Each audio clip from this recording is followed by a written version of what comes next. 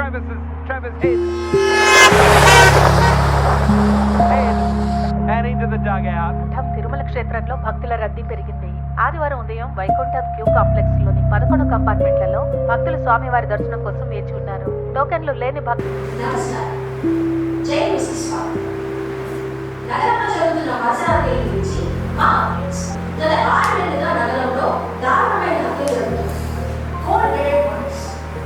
ఒకటి కాదు రెండు కాదు వరుసగా 5 హత్యలు. అమాయకమైన ఆడపిల్లలు బలి అయిపోతున్నారు. క్రైసిల్లో ప్యాటర్న్స్ కీలకంగా కనిపిస్తున్నాయి. కానీ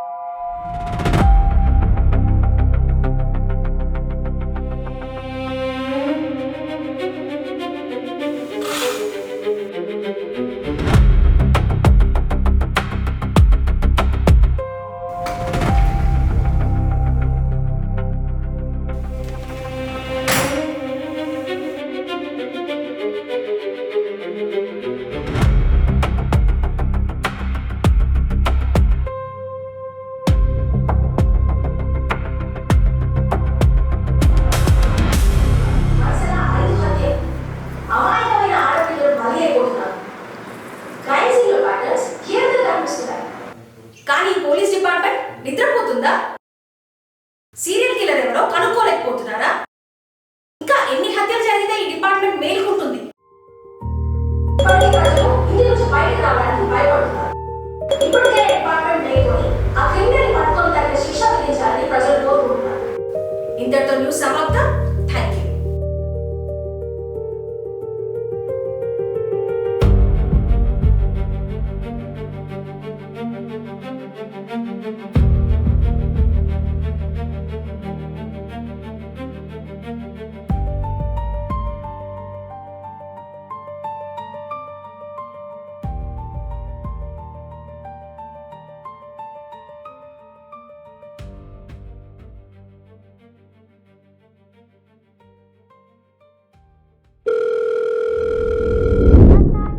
అన్న ఒక సిగరెట్.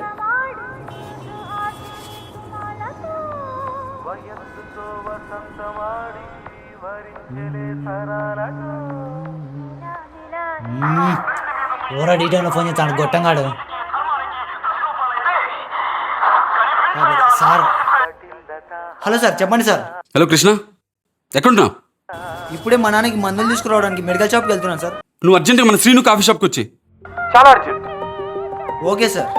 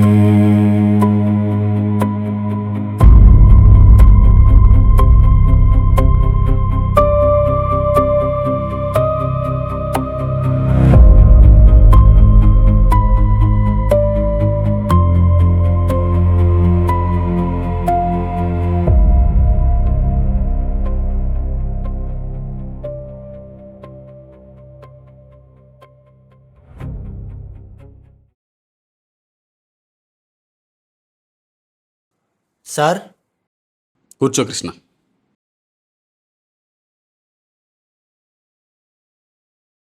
ఏమైంది సార్ అంత అర్జెంటుగా రమ్మన్నారు? ఒకసారి చూడు కృష్ణ.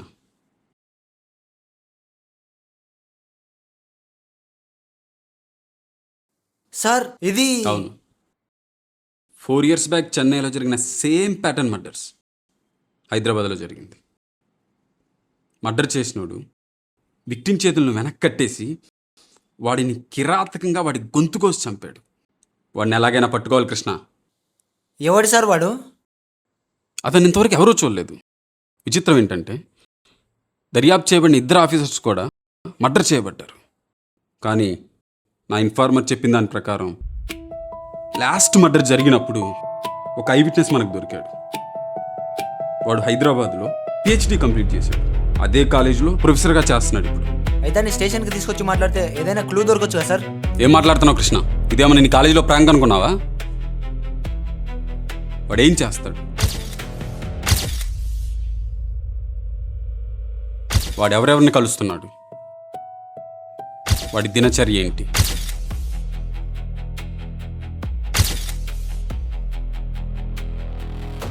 ఇవన్నీ మనం ఫాలో చేసి జాగ్రత్తగా ఈ కేసుని మనం దర్యాప్తు చేయాలి.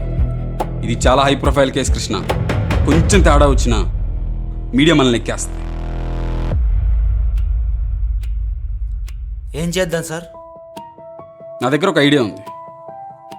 మనం వాడింటికి పిహెచ్డి స్టూడెంట్స్ లాగా వెళ్ళి నువ్వు ఎలాగోలా మాటల్లో కలిపేసి ఏదైనా చిన్న ఇన్ఫర్మేషన్ వస్తుందేమో చూడు. ఈలోపు నేను కూడా వాడింట్లో ఏదైనా సస్పీషియస్గా దొరుకుతుందేమో చూస్తా. Okay sir. మనకేమైనా ఇన్ఫర్మేషన్ దొరికిందా? Well and good. కానీ వాడే సస్పీషియస్ అయితే మాత్రం నువ్వు అన్నట్టు వాడిని ఇంట్రాగేషన్కి తీసుకెళ్దాం. మీడియా ఏమన్నంటే నేను చూసుకుంటా.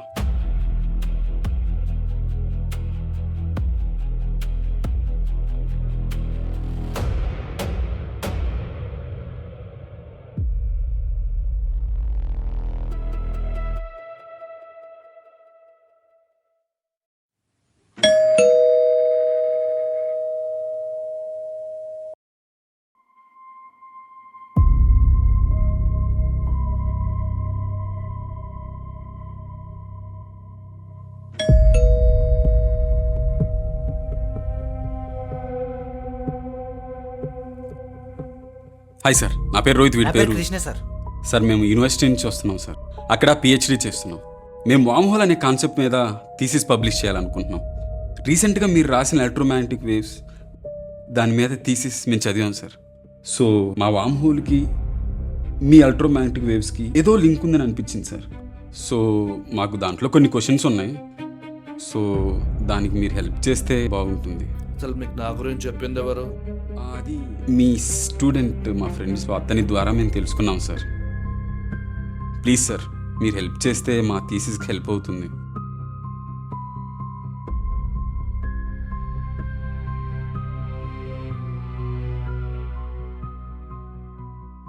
Yeah fine, please come in.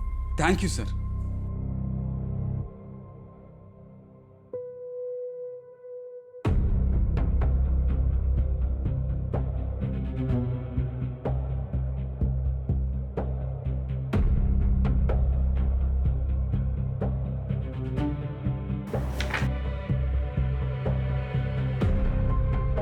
Nice, brilliant work. చెప్పండి, హౌ కెన్ హెల్ప్ యూ? ఇందాక చెప్పాను కదా సార్, మేము ఆ వామ్ హోల్ మీద థీసిస్ చేస్తున్నాం. మీరు ఎలక్ట్రోమాగ్నెటిక్ ఫ్రీక్వెన్సీ మీద థీసిస్ చేశారు కదా. సో నేను అది చదువుతున్నప్పుడు మా దానికి మీ దానికి ఏదో లింక్ ఉందని అనిపించింది సార్. సో అది బ్రేక్ త్రూ చేస్తే మాకు చాలా హెల్ప్ అవుతుంది సార్. ఎస్, మీరు చెప్పింది కరెక్టే. నేను ఆ థీసిస్ చేస్తున్నప్పుడు I realise that electromagnetic waves and వామ్ హోల్స్ రెండు లింక్ అయి ఉన్నాయి. అంటే మనము టైం యొక్క ఫిజికల్ డైమెన్షన్ ట్రీట్ చేసి if you are able to pass through them we can easily travel space, just like punching a pen through a paper. Just like punching a paper? I'll give you an example. Can you pass the paper, please?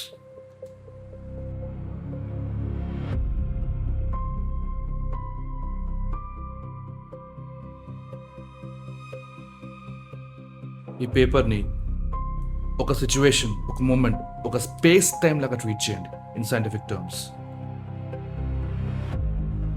Suppose if we are bending this is past, present and future. ఇప్పుడు normally how do we travel time? మీరు, నేను or మీరైనా కూడా we travel from here all the way until here. If you want to surpass this second way, like how I do it. Ante we were able to surpass all this and travel from here to here within a second. Sir మీరు వీటిని ఫిజికల్గా demonstrate చేసినట్టు మనం వామ్ హోల్ని create చేయలేమా? Create చేయొచ్చు. Actually దాన్ని చేశారు కూడా. దాని పేరే ఫిలడెల్ఫియా ఎక్స్పెరిమెంట్. అంటే ఒక high frequency electromagnetic waves something passes we can make them invisible అని ఒక థీతో దాన్ని స్టార్ట్ చేశారు వరల్డ్ వార్ II టైంలో. ఒక షిప్ని they made it pass through high frequency electromagnetic waves for couple of seconds. Yes, that will become invisible. కానీ దాని తర్వాత when they went into the ship, ఆ షిప్లో ఉన్న వాళ్ళని చూసే some people turn into bones. Some were fused into the ships, అంటే సగం షిప్ లోపల అండ్ హాఫ్ అవుట్ షిప్. దీనివల్ల ఎక్స్పెరిమెంట్ని మళ్ళీ బ్యాన్ చేశారు. ఆ ఎక్స్పెరిమెంట్ని బ్యాన్ చేసి చాలా మంచి పని చేశారు సార్. అనవసరంగా అన్ని ప్రాణాలు పోయాయి. బ్యాన్ చేసి మంచి పని చేయడం ఏంది? ఆ ఎక్స్పెరిమెంట్ సక్సెస్ఫుల్ అయ్యి ఉంటే ఎంతమంది ప్రాణాలు కాపాడడం తెలుసా? Do you have any idea about that? అవును సార్, మనం చూసిన మర్డర్ని కూడా ఆపిండొచ్చు కదా.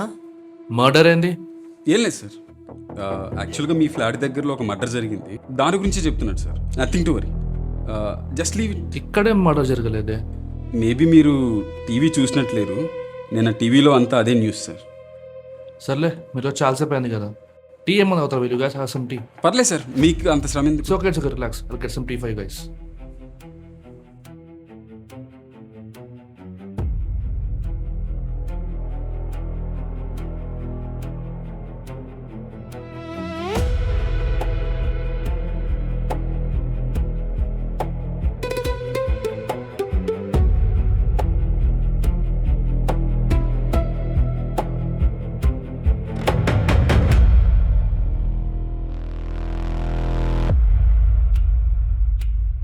సార్ ఇంట్లో మీరు ఒక్కళ్ళే ఉంటారా?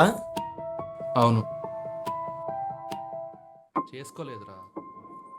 ఎందుకు సార్? పెళ్ళైన వాళ్ళు పడే కష్టాలు చూసి. నేను కూడా అందుకే చేసుకోలేదు సార్. పెళ్ళి చేసుకుంటే ఈ మధ్య పడుకున్నప్పుడు గొంతుకు వచ్చి డ్రమ్లు వేసి సిమెంట్ కలిపేసి చంపేస్తున్నారు సార్. భయం వేస్తుంది సార్ పెళ్ళి చేసుకోవాలంటే.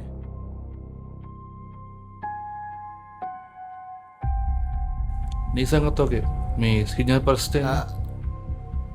ఆయన చేసుకున్నారు సార్.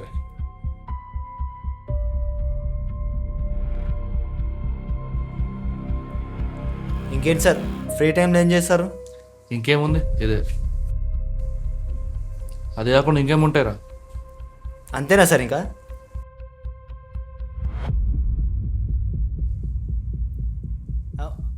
మీకు వంట చేయడం కూడా వచ్చా సార్? అయిపోయిందా సార్ టీ? నీకెట్లా, షుగర్ తక్కువనా ఎక్కువనా? నాకు షుగర్ సార్.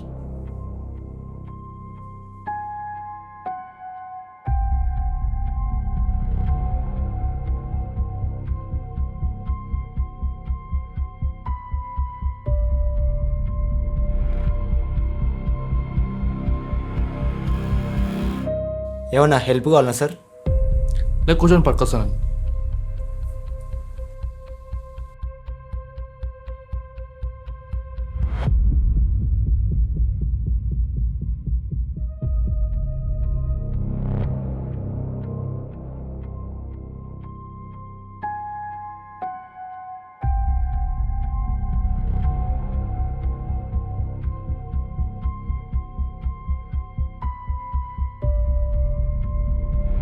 సార్ మీరు స్మోక్ చేస్తారా? No, I don't smoke.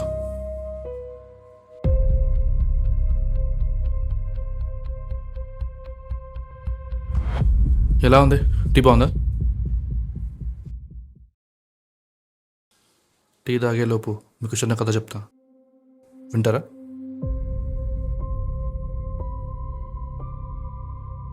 ఒక ఊర్లో ఒక చిన్న పిల్లాడు ఉండేవాడు. చాలా మొండివాడు. వాళ్ళ నాన్న వాడిని ఎన్నిసార్లు కొట్టినా తిట్టినా వాడు ఏడ్చేవాడు కాదు. వాడికి బయట అందరిలోనూ ఆడుకోవడం అంటే చాలా ఇష్టం. అది వాళ్ళ నాన్నకు నచ్చక ఒకసారి వాడి గుండు గీశాడు. అయినా వాడు ఏడవలేదు. తర్వాత రోజు వాడు అదే గుండుతో బయట ఆడుకోవడానికి వెళ్ళాడు. వాడిని చూసి వాడు బన్మనిషి నవ్వింది. కానీ వాడికి ఎంత కోపం వచ్చినా వాడు ఏడవలేదు. కానీ వాడు అదే రోజు రాత్రి ఒక కత్తెరతోని వాడి పని మనిషి జుట్టుని కత్తిరించి అక్కడే పడేశాడు. ఆ రోజు వాడికి వచ్చిన అందం అంతా ఇంత కాదు. తర్వాత రోజు ఒక వీధి కుక్క వాడిని చూసి మురిగింది. దాన్ని చూసి వాడికి ఎంత కోపం వచ్చిందంటే బ్యాగ్లో నుంచి ఒక కాంపస్ తీసి ఆ కుక్క గొంతులోకి చూసి పొడిచి పొడిచి మరి చంపేశాడు. ఆ రోజు వాడికి వచ్చిన ఆనందం అంతా ఇంత కాదు. ఆ రోజు వాడికి అర్థమైంది కోపాన్ని పెంచి పోషించడం ఎలా. కొంతకాలం గడిచింది. రోడ్డు మీద ఎవడో యాక్సిడెంట్ కింద పడిపోయి నీళ్ళ కోసం అడుగుతున్నాడు. పక్కనే ఒక గాజు ముక్క తీసి వాడిని చూస్తూ వాడి గొంతుని నెమ్మదిగా కోసి మరి చంపాడు. వాడి గొంతు కోస్తున్నప్పుడు వచ్చే ఆ సౌండ్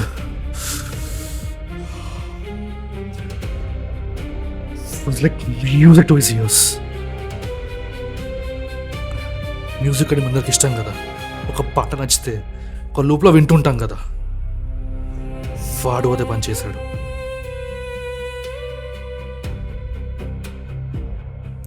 అలా చేస్తుండగా కొద్దిలో ఒకసారి తప్పించుకున్నాడు.